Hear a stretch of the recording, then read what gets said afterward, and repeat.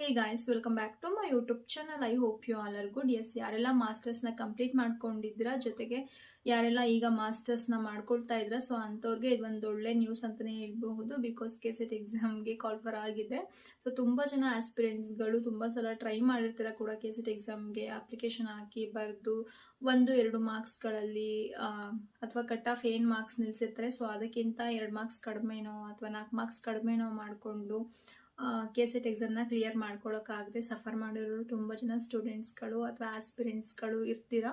So ಅಂಥವ್ರಿಗೆ ಇನ್ನೂ ಒಂದು ಒಳ್ಳೆ ಅವಕಾಶ ಅಂತ ಹೇಳ್ಬೋದು ಇದನ್ನ. ಬಿಕಾಸ್ ಈ ಸಲ 2026 ಕೆಸೆಟ್ ಎಕ್ಸಾಮ್ಗೆ ನೋಟಿಫಿಕೇಶನ್ ಆಗಿದೆ.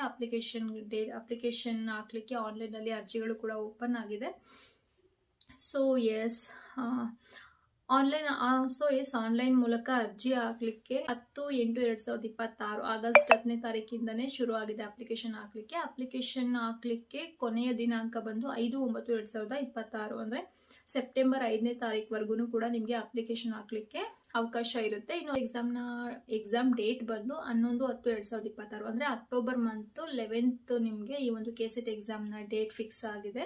ಸೊ ಅದನ್ನು ಕೂಡ ಮುಂಚೆನೆ ಕೊಟ್ಬಿಟ್ಟಿದ್ದಾರೆ. ಇನ್ನು ಹಾಲ್ ಟಿಕೆಟ್ ಅನ್ನ ಡೌನ್ಲೋಡ್ ಮಾಡ್ಕೊಳ್ಳಿಕ್ಕೆ ಇರುವಂತಹ ಡೇಟು 1/10/2026 ಅಂದ್ರೆ ಅಕ್ಟೋಬರ್ 1ನೇ ತಾರೀಕಿಂದ ನಿಮಗೆ ನಿಮ್ಮ ಒಂದು ಕೆಸೆಟ್ ಎಕ್ಸಾಮ್ನ ಹಾಲ್ ಟಿಕೆಟ್ ನ ಡೌನ್ಲೋಡ್ ಮಾಡ್ಕೊಳ್ಳಿಕ್ಕೆ ಒಂದು ಲಿಂಕ್ ಅನ್ನ ಬಿಡ್ತೀವಿ ಅಂತ ಕೂಡ ಇಲ್ಲೇ ಹೇಳಿದ್ದಾರೆ. ಇನ್ನು ಆನ್ಲೈನ್ ಮೂಲಕ ಅರ್ಜಿ ಸಲ್ಲಿಕೆ ಪ್ರಾರಂಭ ದಿನಾಂಕ 10/8/2026 ಅಂದ್ರೆ ಆಲ್ರೆಡಿ 10ನೇ ತಾರೀಕು, ಇದೇ ತಿಂಗಳ 10ನೇ ತಾರೀಕಿಂದನೇ ಅಪ್ಲಿಕೇಶನ್ ಓಪನ್ ಆಗಿದೆ ಅರ್ಜಿ ಹಾಕ್ಲಿಕ್ಕೆ.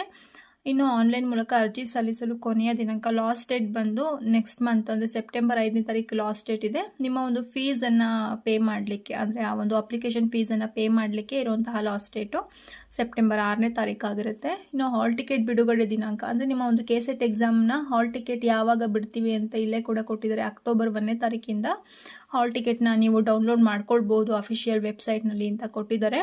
ಅದ್ರ ಜೊತೆಗೆ ಪರೀಕ್ಷೆಯ ದಿನಾಂಕವನ್ನು ಕೂಡ ಕೊಟ್ಟಿದ್ದಾರೆ. 11/10 ಅಂದರೆ ಅಕ್ಟೋಬರ್ ತಿಂಗಳಲ್ಲೇನೆ 11ನೇ ತಾರೀಕು ನಿಮಗೆ ಒಂದು ಕೆಸೆಟ್ ಎಕ್ಸಾಮ್ನ ಕಂಡಕ್ಟ್ ಮಾಡ್ತೀವಿ ಅಂತ ಕೂಡ ಇಲ್ಲೇ ಕೊಟ್ಟಿದ್ದಾರೆ. ನೀವು ನೋಡ್ತಾ ಇರ್ಬೋದು ಇಲ್ಲಿ. ಇದ್ರ ಜೊತೆಗೆ ಇನ್ನೂ ಒಂದಷ್ಟು ಇನ್ಸ್ಟ್ರಕ್ಷನ್ಸ್ಗಳನ್ನ ಕೊಟ್ಟಿದ್ದಾರೆ. ಸೊ ಅಭ್ಯರ್ಥಿಗಳು ಕೆಸೆಟ್ 2026ಕ್ಕೆ ಆನ್ಲೈನ್ ಮೂಲಕ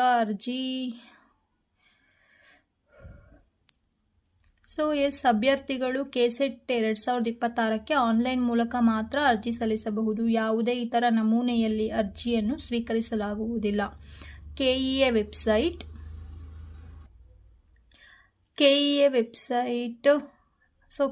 ವೆಬ್ಸೈಟ್ ಅನ್ನು ಪ್ರವೇಶಿಸುವ ಮೂಲಕ ಆನ್ಲೈನಲ್ಲಿ ಅರ್ಜಿ ಸಲ್ಲಿಸಬಹುದಾಗಿದೆ. ಬೇರೆ ಯಾವುದೇ ನಮೂನೆಯ ಮೂಲಕ ನಾವು ಅರ್ಜಿಯನ್ನು ಸ್ವೀಕರಿಸೋದಿಲ್ಲ. ನೀವು ಕೆಇಎ ವೆಬ್ಸೈಟ್ಗೆ ಹೋಗಿ ಅಲ್ಲಿ ನೀವೇನು ಮಾಡಬೇಕು, ಅಪ್ಲಿಕೇಶನ್ಗಳನ್ನ ಹಾಕಬೇಕು ಕೆಸೆಟ್ ಎಕ್ಸಾಮ್ಗೆ ಅಂತ ಹೇಳಿ ಕೊಟ್ಟಿದ್ದಾರೆ.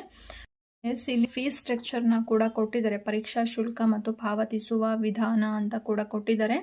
ಇಲ್ಲಿ ಸಾಮಾನ್ಯ ವರ್ಗ, ಪ್ರವರ್ಗ, 2A, 2B, 3A, 3B ಹಾಗೂ ಇತರೆ ರಾಜ್ಯಗಳ ಅಭ್ಯರ್ಥಿಗಳಿಗೆ 750 ರೂಪಾಯಿ ಎಕ್ಸಾಮ್ ಫೀಸ್ ಇರುತ್ತೆ ನಿಮಗೆ, ಅಂದರೆ ಅಪ್ಲಿಕೇಶನ್ ಫೀಸ್ ಇರುತ್ತೆ.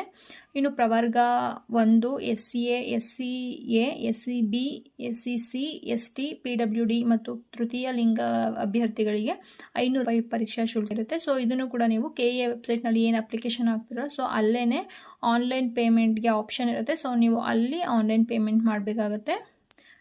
ಪರೀಕ್ಷೆಯ ವಿಧಾನವನ್ನು ಕೂಡ ಇಲ್ಲೇ ಕೊಟ್ಟಿದ್ದಾರೆ. ದಿನಾಂಕ ಅಂದರೆ 11/10/2026 ಅಕ್ಟೋಬರ್ 11ನೇ ತಾರೀಕು ನಿಮಗೆ ಎಕ್ಸಾಮ್ ನಡೆಯುತ್ತೆ ಅಂತ ಕೊಟ್ಟಿದ್ದಾರೆ. 2 ಪತ್ರಿಕೆಗಳಿರುತ್ತೆ ಟೋಟಲು. ಪತ್ರಿಕೆ 1, ಪತ್ರಿಕೆ 2. ಪತ್ರಿಕೆ 1ರಲ್ಲಿ 100 ಅಂಕಗಳಿರುತ್ತೆ. 50 ಪ್ರಶ್ನೆಗಳು ಕಡ್ಡಾಯವಾಗಿರುತ್ತೆ. ಅವಧಿ 3 ಗಂಟೆಗಳಿರುತ್ತೆ.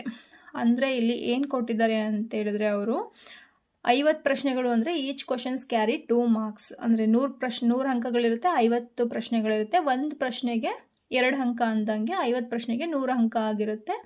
ಸೊ 3 ಅವರ್ ಟೈಮ್ ಕೊಟ್ಟಿರ್ತಾರೆ. 10 to 1 o'clock ವರೆಗೂ 2 ಪೇಪರ್ ನಿಮಗೆ ಅಟ್ ಎ ಟೈಮ್ ಬೆಳಗ್ಗೆನೇ ಕೊಡ್ತಾರೆ.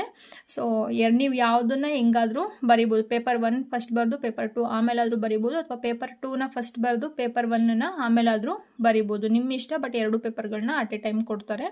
ಸೊ ನಾನು ಲಾಸ್ಟ್ ಟೈಮ್ ಎಕ್ಸಾಮ್ ಬರೆದಾಗ ಕೂಡ ನಮಗೆ ಪೇಪರ್ 2, ಪೇಪರ್ 1 ಎರಡೂ ಕೂಡ ಒಂದೇ ಸಲ 10 ಗಂಟೆಗೇನೆ ಕೊಟ್ಟಿದ್ರು. 1 ಗಂಟೆ ಒಳಗಡೆ ಎರಡನ್ನೂ ಬರೆದು ಮುಗಿಸಿ ಅಂತ. ಸೊ ತುಂಬ ಜನ ಆಸ್ಪಿರೆಂಟ್ಸ್ಗಳು ಇಲ್ಲಿ ಕನ್ಫ್ಯೂಸ್ ಆಗ್ತಾರೆ.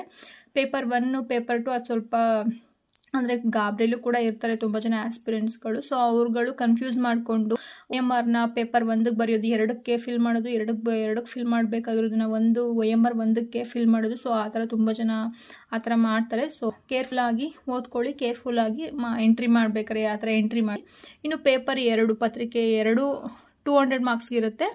100 ಪ್ರಶ್ನೆಗಳಂದರೆ 100 ಪ್ರಶ್ನೆಗಳಿರುತ್ತೆ. Each question carry 2 marks. 1 ಪ್ರಶ್ನೆ ಇರುತ್ತೆ, 1 ಪ್ರಶ್ನೆಗೆ 2 ಮಾರ್ಕ್ಸ್, ಹಂಗೆ 200 ಮಾರ್ಕ್ಸ್. ಇದು ಸಬ್ಜೆಕ್ಟ್, ನೀವು ಯಾವ ಸಬ್ಜೆಕ್ಟ್ನ ನೀವು ಯಾವ ಸಬ್ಜೆಕ್ಟ್ ಮೇಲೆ KCET ಎಕ್ಸಾಮ್ನ ಬರಿತಾ ಇರ್ತೀರೋ ಸೊ ಆ ಒಂದು ಸಬ್ಜೆಕ್ಟ್ ರಿಲೇಟೆಡ್ ಆಗಿ ಆ ಒಂದು ಸಬ್ಜೆಕ್ಟ್ನ ಮೇಲೆ ನಿಮ್ಮ ವಿಷಯ ಜ್ಞಾನ ಎಷ್ಟಿದೆ ಅನ್ನೋದನ್ನ ಪರೀಕ್ಷೆ ಮಾಡಲಿಕ್ಕೆ ಆ ಒಂದು ವಿಷಯಕ್ಕೆ ಸಂಬಂಧಪಟ್ಟಂತಹ ಪ್ರಶ್ನೆಗಳು 100 ಪ್ರಶ್ನೆಗಳಿರುತ್ತೆ.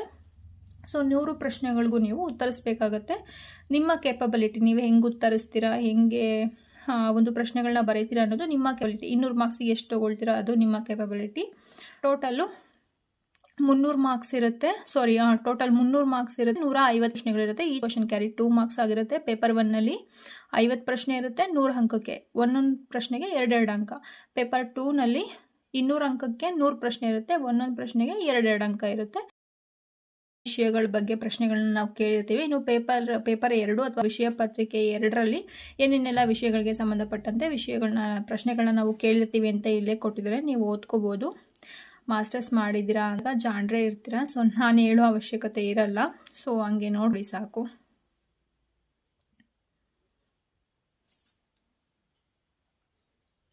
ಐ ಹೋಪ್ ನಿಮಗೆ ವಿಡಿಯೋ ಇಷ್ಟ ಆಗಿದೆ ಅಂದ್ಕೊಂಡಿದ್ದೀನಿ. ಇದೇ ಥರ ಹೊಸ ವಿಡಿಯೋದೊಂದಿಗೆ ಮತ್ತೆ ಬರ್ತೀನಿ. ಅಲ್ಲಿವರೆಗೂ take care, bye, have a good day. ಅದೇ ರೀತಿ ನಿಮಗೆ KCET ಎಕ್ಸಾಮ್ಗೆ ಸಂಬಂಧಪಟ್ಟ ಹಾಗೆ ಏನೇನಾದರೂ ಡೌಟ್ಸ್ ಇದೆ ಕಮೆಂಟ್ ಬಾಕ್ಸಲ್ಲಿ ಮಿಸ್ ಮಾಡದೆ ತಿಳಿಸ್ಕೊಡಿ, ಡೆಫಿನೆಟ್ಲಿ ರಿಪ್ಲೈ ಮಾಡ್ತೀನಿ.